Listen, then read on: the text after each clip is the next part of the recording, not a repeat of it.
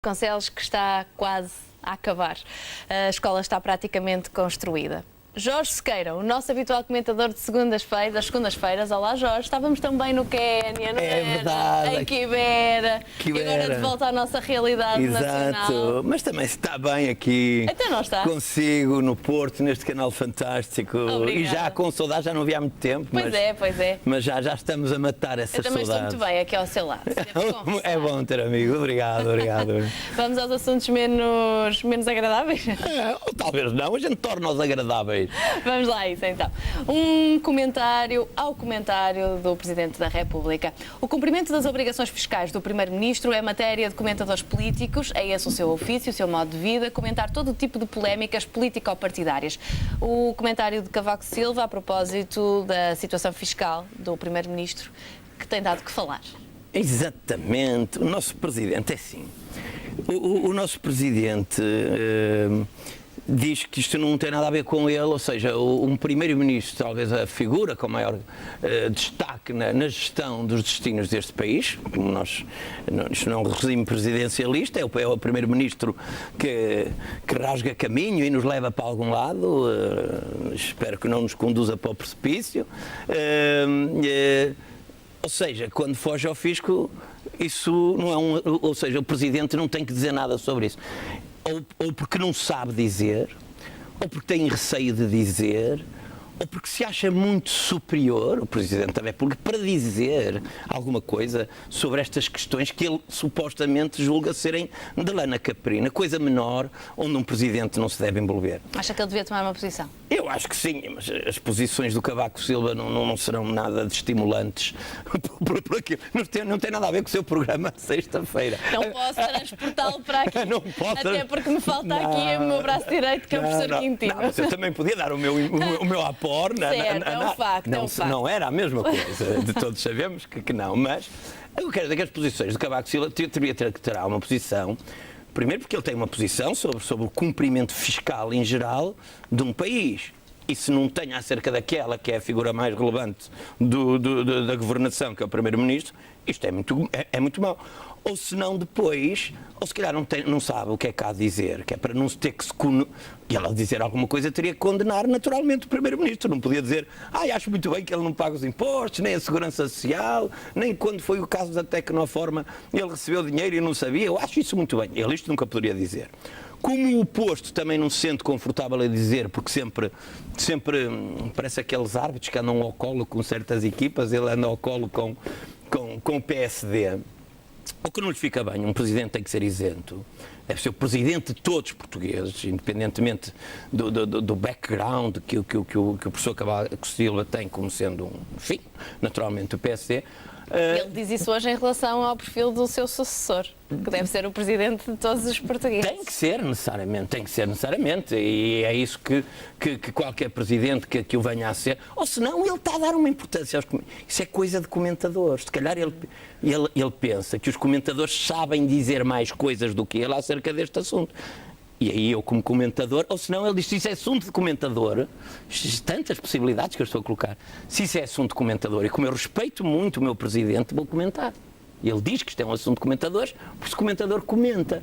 E comenta dizendo que o Presidente da República tem tido algum problema. Muitas vezes as pessoas dizem que, dizem que ele às vezes não fala, que não se pronuncia, que não se atravessa, isso é mau. E depois outros dizem que quando ele fala perde oportunidades de ouro de estar calado.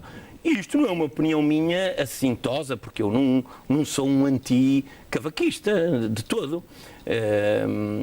Poder-me-ão, já viram comentar de forma contrária a todos os partidos e muitas vezes a favor também.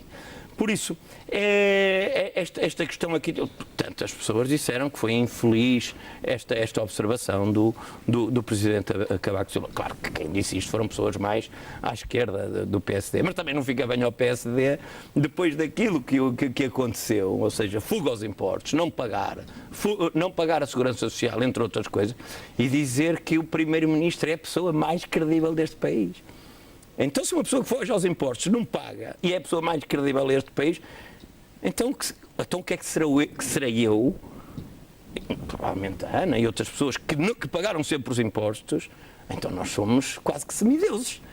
Concorda então com a posição de que esta é uma matéria sigilosa, protegida pelo sigilo fiscal e que não devia ser exposta perante a opinião pública? As pessoas públicas, eu sei que há opiniões contrárias e também legítimas, e até bem alicerçadas, mas não se pode dizer que um primeiro-ministro em qualquer país do mundo, eu recordo que aqui há tempos, na Finlândia ou na Islândia, eu sei que acaba em Lândia, mas não me quero vincular, mas acho que foi na Finlândia, um primeiro-ministro recebeu uma garrafa de vinho porque foi a uma determinada empresa, a uma fábrica, e por um gesto de cortesia deram-lhe uma garrafa de vinho.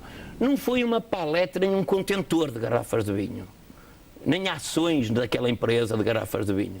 Ações essas que o Presidente da República teve no BPN. Isto é público, se calhar também se pode dizer assim. As ações que o Presidente teve no BPN é sigiloso. Que ele comprou por truta e meia e vendeu com mais-valias de 100 e tal %. Ai, não se devia dizer isso.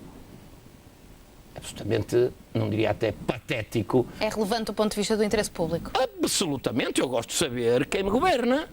Se é uma pessoa honesta, se é desonesta, se é uma pessoa brilhante intelectualmente, se é uma pessoa com cultura, eu gosto de saber quem me governa. Obviamente que sim, eu e qualquer português com o mínimo de... Se é um exemplo para todos os outros portugueses? Ou deveria ser, embora eu compreenda, ou seja, o que é que as pessoas possam cometer? Um lapso, e não estou aqui a apontar uma arma à cabeça do Passos Coelho, até porque eu tenho algum... Pena não é uma palavra que me fique bem, mas tenho alguma comiseração pelo Primeiro-Ministro. Porquê? Porque ele só foram 5 mil euros. E pagou? De imposto. E pagou. Foram só 5 mil euros e pagou. Depois também, quando foi a Tecnoforma, também aquilo até podia ser assim. Agora, eu acho é que ele envergonha, até por esta medida, outros políticos que sacaram aos milhões. E eles qualquer dia vão-se coletar para dar ao Passos Coelho e vão dizer ao Passos Coelho: pega lá isto e não faças essas coisas, porque político que se preza não é 5 mil euros que desvia. Pá. Um Dias Loureiro é à grande, um Duarte Lima é aos milhões, não é? Um Armando Vara para dar outro de outro quadrante também é aos milhares. Agora, ó Passos Coelho, tu envergonhas a classe política com essas coisas de trocos de 3 e 4 mil euros. O Eduardo Catroga diz dele uma coisa interessante. O Eduardo Catroga, que foi colocado na EDP por quem?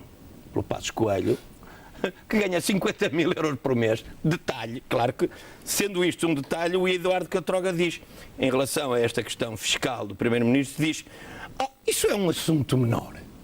É um assunto menor. Quando um Primeiro-Ministro fica na história, se calhar o outro também ficaria, porque eu também dou mérito a este governo pelo facto de ter tido a coragem de impor medidas pouco populares para que nós não sejamos vistos como um caloteiro. Só para verem que eu não estou aqui com uma postura a priorística anti-laranja, chamemos-lhe assim. Mas, quando um Primeiro-Ministro impôs o maior garrote, para lembrar aqueles garrotes que os índios faziam, punham um colar de couro e depois punham água e largavam a pessoa no deserto, e o couro com a água ia secando, e era das mortes, mas era uma agonia tremenda. E este garrote fiscal que foi colocado no país foi assim, porquê? 14 empresas foram à falência por dia. Muitas pessoas entraram em falência financeira e moral, não é? Porque não é só falência financeira, quando não se tem dinheiro, não se educa aos filhos, tem-se vergonha na cara. Porque vergonha na cara. Eu vejo às vezes um homem, dá na televisão, aqueles delitos comuns. Um homem que assaltou uma orivesaria, ao ser assaltado foi apanhado pelo homem da orivesaria e o senhor do café ao lado. O que é que lhe fizeram? Deram-lhe uma carga de lenha, como se diz aqui no Norte, ou seja, deram-lhe um enxerto de porrada. Olha, como é o caso que noticiámos hoje, que tentou assaltar a bomba de gasolina, foi atropelado na fuga e chegou-se à conclusão que era um cliente habitual. mas tinha fugido sem pagar? Ia fugir. Ia fugir sem pagar. Ou seja, aí a justiça atua rapidamente. Claro que eu não sou a favor da justiça popular. Mas esse exemplo que me acaba de dar. O homem que assalta a orivesaria ou que foge da bomba de gasolina sem pagar, se alguém o vir, aperta-lhe o papo. E depois, quando vai preso, esse homem tem vergonha, põe o casaco à frente da cara e não gosta de ser visto.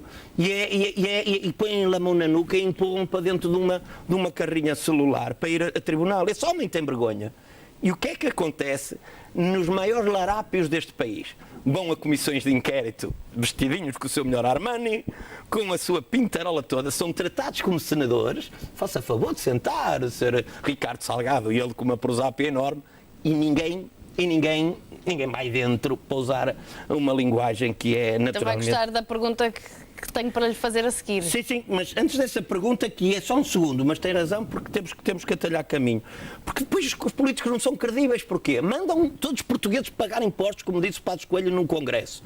É incrível como é que há pessoas que não pagam impostos. E ele faz isto. Depois admira-se, o Passos Coelho, ou o Primeiro-Ministro, vai ao psicólogo e diz assim: tenho um problema, sabe qual é, Sr. Doutor? Ninguém me leva a sério. E vira-se o psicólogo: o quê? Só pode estar a brincar comigo? Isto tem algum delay, mas já chegou lá. Ou seja, depois as pessoas não são credíveis. Quando mandam os outros pagar impostos, eles próprios não pagam. Mas vamos passar à segunda, que deve ter a ver com a primeira. Bem a propósito, sim. Okay. A Dalcina Correia escreve-nos de Penafiel e pergunta: todas as semanas há uma detenção ou acusação bombástica. Contudo, os arguidos nunca se lembram de nada. Será uma estratégia para saírem ilibados? A propósito dessa comissão de inquérito, em que ouvimos muitos dos inquiridos relacionados com o caso BES dizerem que não se recordam, não se lembram, provavelmente a Alcina Correia refere-se a isso e a outros casos. E fala muito bem a Alcina. Ou seja, neste momento em Portugal, as grandes elites, é que se isto acontecesse com pessoas com menos... Porque a memória também tem a ver com o nosso exercício cognitivo da leitura que fazemos, alguns alimentos que também ajudam a termos uma memória melhor, mas de repente deu-se um apagão cerebral às pessoas e ninguém se lembra de nada. O Armando Vara disse que nunca pediu dinheiro a ninguém, o Duarte Lima disse que não se lembra de ter cometido alguma irregularidade, o Álvaro Sobrinho de Angola diz que não me recordo do montante que o BES me deu, não se recorda de lhe terem dado 308 milhões. Ou ele tem tanto e 300, também se me derem 20 cêntimos eu sou capaz de não me recordar, agora 308 milhões. Por isso, há quem diga que...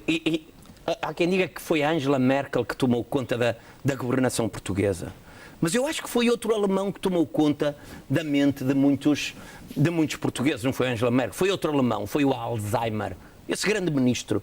O Alzheimer fez com que ficasse tudo sem memória. Até o Zen Albaba. Porque às vezes o Alzheimer dá a pessoas já um bocadinho mais intradotas na idade, embora não se deva brincar com esta doença, mas de facto quando o Zen Albaba não se lembrava de nada, e ainda é moço novo, não se lembrava de nada.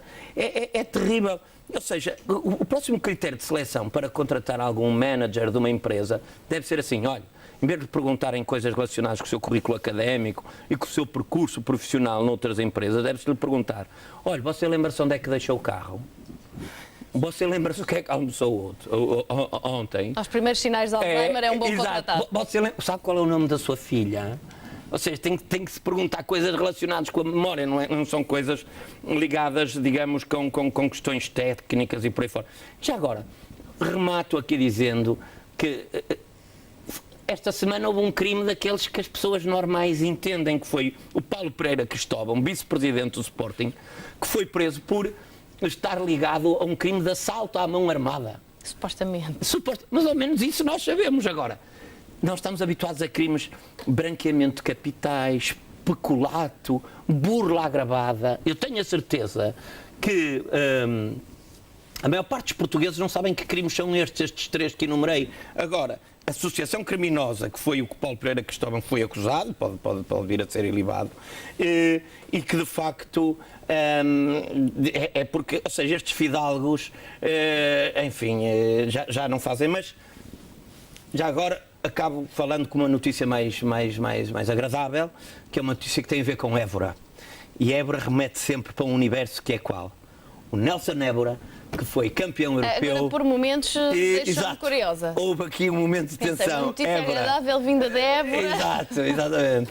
O Nelson Évora, campeão europeu de triplo salto, que foi medalha olímpico em Pequim, com 30 anos, que sofreu agruras imensas com uma lesão que o impediu de fazer o que melhor sabe e que também é uma fonte de esperança para os próximos Jogos Olímpicos no Brasil e que deu a volta e está aí a saltar, pinchar, como uma fura que ninguém o pode parar. Viva o Nelson Évora. Eu voto nele. Muito bem, Jorge. Encontramos aqui numa próxima segunda-feira. Obrigada. Como sempre, com muito gosto. Foi um prazer. Boa semana. Obrigada. Boa noite.